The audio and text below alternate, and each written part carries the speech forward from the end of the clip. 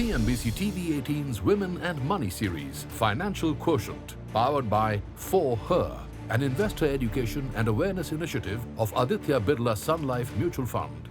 Hello and welcome to CNBC TV 18's Women and Money series presents Financial Quotient, powered by For Her, an investor education and awareness initiative of Aditya Birla Sun Life Mutual Fund. I'm Sumaira Abdi. Why are women, even those who are well educated and holding positions of responsibility, so reticent when it comes to their finances? Joining us today to discuss how homemakers can secure their future through a disciplined investing approach and financial planning for different stages of their life, please welcome Priya Sunder, Director at PeakAlpha. Priya, thanks so much for joining in and a pleasure speaking with you. I want to first start by establishing the importance of taking part in this financial decision making.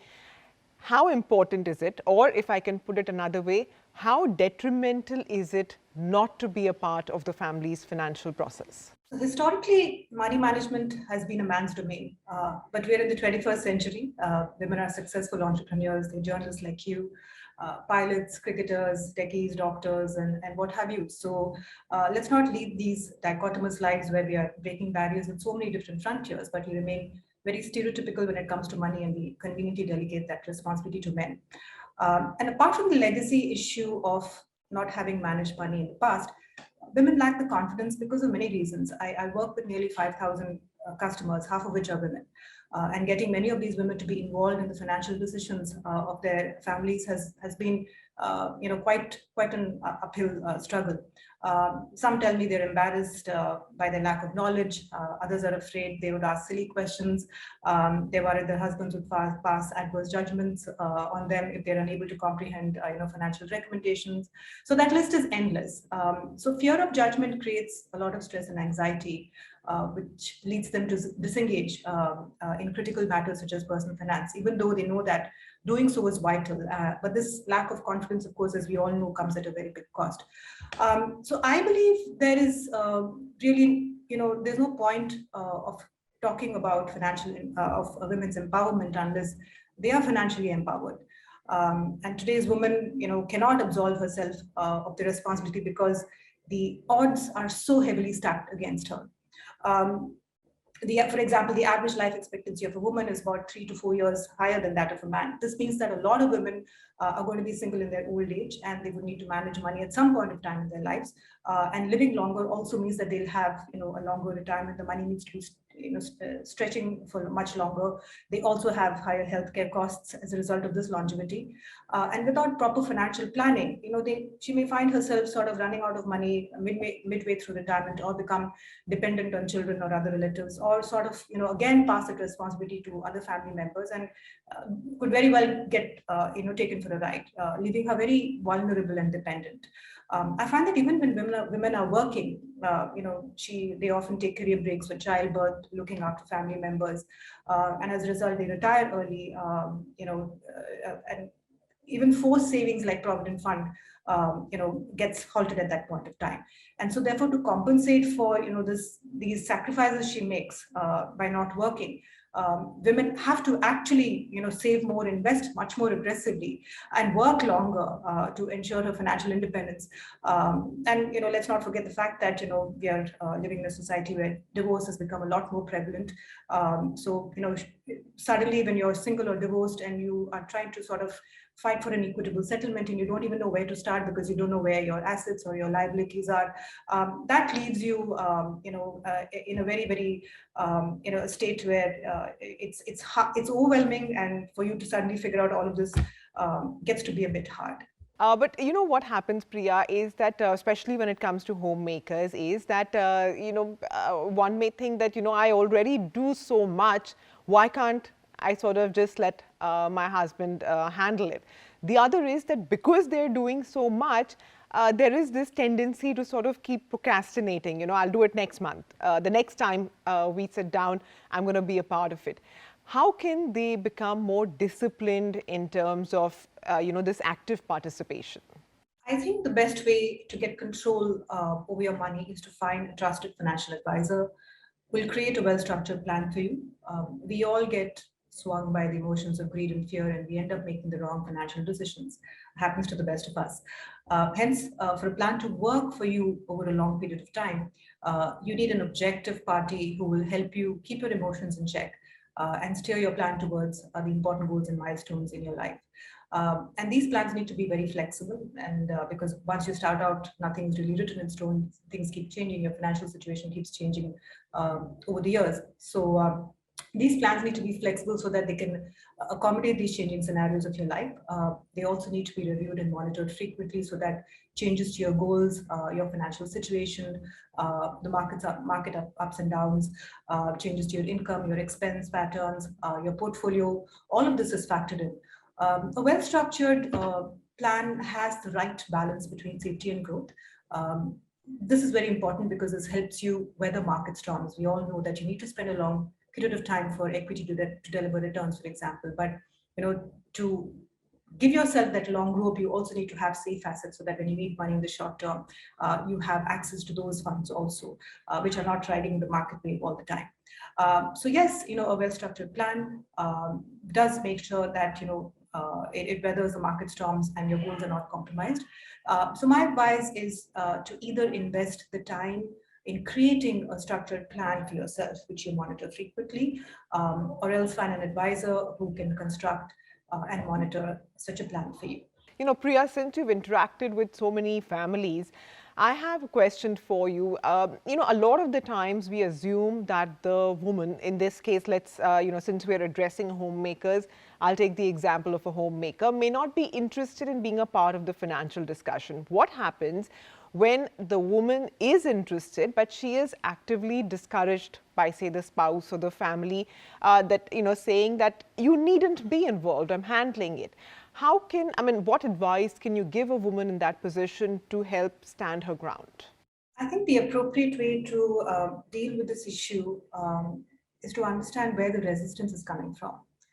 So the problem statement could be many, right? One is the husband is willing to allow the wife to be involved in the family's money matters, but because perhaps you grew up in a household where only the men manage money.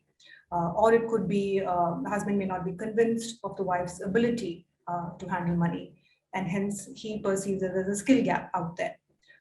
Third, there could be a privacy issue where the husband does not want to share information, about money with his wife. So I think it's important to understand where the resistance is coming from, and if the reluctance is from the husband, the advisor has to work at the husband's level to influence his behavior.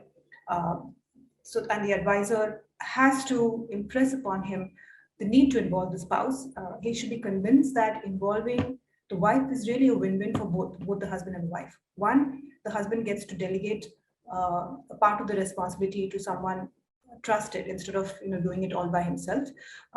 So yeah, two heads are better than one. Secondly, I think time is of the essence here, and especially when it comes to managing money. So the markets on February 15th, for example, could be at a very different level from what it can be on March 15th, 2022. And if the husband is unavailable at that time and the advisor wants to put in a transaction, for example, a critical transaction, would you not be better off if the wife could also execute that transaction? Third, in case of a permanent absence, where there's an unfortunate event and the husband passes away, would it not make sense for the husband to know that the wife can make the right money decisions in his absence? So whether it is the wife who communicates this message to the husband or the advisor who does so, the message needs to get across forcefully that it is detrimental to the interests of the family to keep the wife away from money management. And I think an advisor has a big role to play here. He or she needs to make the effort to involve the family rather than an individual. Just one final question. One is for women to get started, in terms of taking charge of their finances, knowing what's going on around them, and, even perhaps taking the first few steps in investing. How do they keep track of what's going on? How do they keep evolving their financial plan or the family's financial plan as the family's responsibilities grow, as the couples themselves age, children get older, you have more aspirations. How do they sort of grow along with their responsibilities? I think the greatest investment for a homemaker is the commitment to understand her family's finances. So she must be aware of the family's assets, its liabilities, its insurance policies, outflows towards investments, and she should be actively involved in the whole financial planning process. So I think she should begin by knowing how to access the investments. The homemaker must know how to access portfolios, bank accounts, insurance policies, PF, NPS accounts, etc. She must make a list of all the login IDs and passwords, keep them safely, must know where the financial documents of the house are kept, file them neatly, must know how to keep a record of the taxes paid, must know how to access the income tax portal. Second, a very critical thing is checking for nominations and modes of holding for both existing as well as ongoing investments, and very, very importantly for insurance policies, she must determine who the nominees are and check the mode of holding across all the investments, which includes bank accounts, DMAT, PF accounts also must have a nominee. Mutual fund holdings should preferably be in either or survivor mode, so that both she and the husband can transact on the portfolio. Of course, it's very, very important to have a disciplined financial planning approach towards your investments. So therefore, before deciding where to invest, it's important for the homemaker to decide what she needs to save and invest to meet future goals, rather than to just randomly save and invest some money. So it has to be tagged to a goal, whether it's a long-term goal or a short-term goal. It could be towards long-term goals such as retirement, children education, or it could be even a medium to short-term goal like buying an asset or a car or maybe a house. A goal could also be repaying a loan. So these financial planning is all about prioritizing. So all of these needs to be worked out to figure out what is priority, what needs to be sort of given up, what takes precedence. And typically investing for the future should basically constitute about 30% of your total disposable income, and you must pay towards your future goals first before you start anything else. And the best way to start this process is through an automated approach such as a systematic investment plan, which ensures that you invest in a very disciplined manner. And next, coming to budgeting, and budgeting is something that women do very well. And one of the best ways to to control routine expenses is to automate your fixed regular expenses to the extent possible. Make sure that you've got enough coverage both for health and life. And last but not the least, make sure you have a will. A will helps you decide how your assets should be distributed after your lifetime. And if you don't make a will and you die in the state, it means that the assets will be distributed according to the Indian succession laws, and it may not be according to what you would have preferred. Start by doing all of this, and I think if you just did these things, you would feel a lot more in control of your finances. Priya, thank you so much for joining in, and thanks very much for sort of giving out this advice to all the homemakers out there. And I just want to add that don't think that your experience and outlook is different and therefore you have nothing much to contribute, but just because of that difference, you can provide a balancing factor to your family's financial planning. So I hope this has been helpful to you. Thanks very much for watching.